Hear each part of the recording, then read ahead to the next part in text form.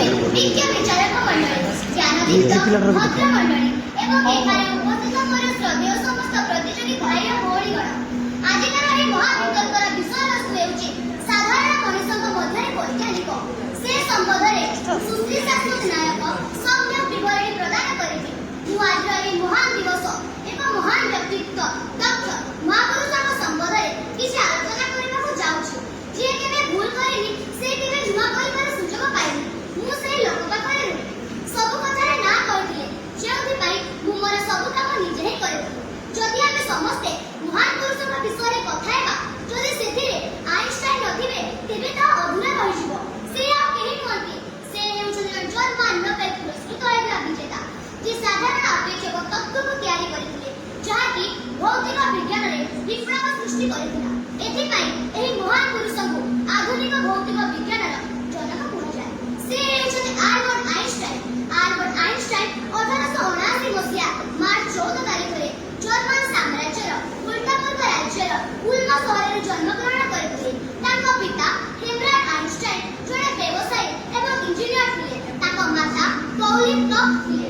ସେ ଯେତେବେଳେ ଜନ୍ମ ହୋଇଥିଲେ ତାଙ୍କ ମୁଣ୍ଡ ସମସ୍ତଙ୍କ ତୁଳନାରେ ଅଧିକ ବଡ଼ ଥିଲା। ତାଙ୍କ ଜେଜେମା ଏତେ ବଡ଼ ମୁଣ୍ଡ ଦେଖି ବ୍ୟସ୍ତ ହୋଇ ଅନେକ ଡାକ୍ତରୀ ଚିକିତ୍ସା କରାଇଥିଲେ ଏବଂ ସେ ବଡ଼ ହେଲା ପରେ ମଧ୍ୟ ଠିକ୍ ଭାବରେ କଥା କହି ପାରୁନଥିଲେ। ସେ ବିଦ୍ୟାଳୟକୁ ବହୁତ ଡେରିରେ ଗଲେ। ତାଙ୍କୁ ଅନ୍ୟ ପିଲାମାନେ ଚିଡ଼ାଉଥିଲେ। ତାଙ୍କର ସ୍ମରଣ ଶକ୍ତି ବହୁତ ଦୁର୍ବଳ ଥିଲା ଯାହାଦ୍ୱାରା କି ସେ କିଛି ମନେ ରଖି ପାରୁନଥିଲେ ଏବଂ ତାଙ୍କର ଶିକ୍ଷକ ଶିକ୍ଷୟିତ୍ରୀ ମଧ୍ୟ ତାଙ୍କୁ ଭଲ ପାଉନଥିଲେ। ଥରେ ସେ ବ୍ୟସ୍ତ ହୋଇ ତାଙ୍କର ଶିକ୍ଷକଙ୍କୁ ପଚାରିଥିଲେ କ'ଣ କଲେ ମୁଁ ମୋର ସ୍ମରଣ ଶକ୍ତିକୁ ବଢ଼ାଇ ପାରିବି। ତାଙ୍କ ଗୁରୁ ଉତ୍ତର ଦେଇଥିଲେ ହ୍ୟାବିଟ୍ସ ଯାହାକି ଅଭ୍ୟାସ ହିଁ ସ୍ମରଣ ଶକ୍ତି ବୃଦ୍ଧିର ମୂଳ ମନ୍ତ୍ର। ଏହି କଥାଟିକୁ ସେ କାନରେ ଗଣ୍ଠି ପକାଇ ଦେଇଥିଲେ। ସାଇନ୍ସ ଓ ମ୍ୟାଥମେଟିକ୍ସ ତାଙ୍କର ବହୁତ ପସନ୍ଦ ଥିଲା। ମ୍ୟାଥମେଟିକ୍ସ କି ସାଇନ୍ସର କୌଣସି ଉତ୍ତର ନ ମିଳିବା ପର୍ଯ୍ୟନ୍ତ ସେ ଖାଇବା ପିଇବା ଛାଡ଼ିଦେଲେ।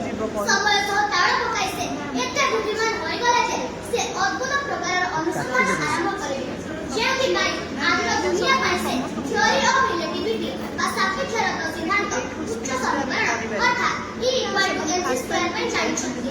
ପ୍ରାୟ ଉଲ୍ଲେଖ କରିଥିଲେ ଯେ ଯେତେବେଳେ ସେ ଅସୁସ୍ଥ ହୋଇ ଶୋଇଥିଲେ ତାଙ୍କ ପିତା ତାଙ୍କୁ ଏକ କମ୍ପାସ ଆଣି ଦେଇଥିଲେ।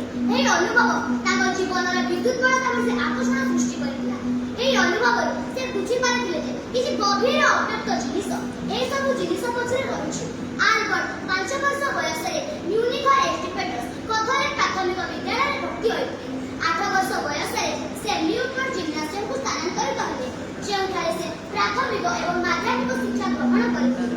ଶେଷରେ ସେ ଦୁନିଆକୁ ଦେଖାଇ ଦେଇଥିଲେ ଯେ ଜଣେ କମ୍ ବୁଦ୍ଧିର ବ୍ୟକ୍ତି ମଧ୍ୟ ଅଭ୍ୟାସ ପରିଶ୍ରମ ଓ ନିଷ୍ଠା ଭଳି ମହାମନ୍ତ୍ର ବଳରେ ଦୁନିଆରେ ସବୁଠୁ ବୁଦ୍ଧିମାନ ହୋଇପାରେ।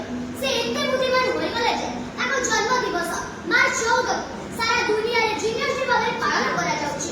ପରିଶେଷରେ ଏହି ମହାନ ବ୍ୟକ୍ତିତ୍ୱ 18 ଅପ୍ରେଲ 1955ରେ ସମସ୍ତଙ୍କୁ ଶୋକ ସାଗରରେ ଭସାଇ ଦେଇ ଚିରନିଦ୍ରାରେ ଶୋଇଗଲେ। ଏତିକି କହି ମୁଁ ମୋର ବକ୍ତବ୍ୟ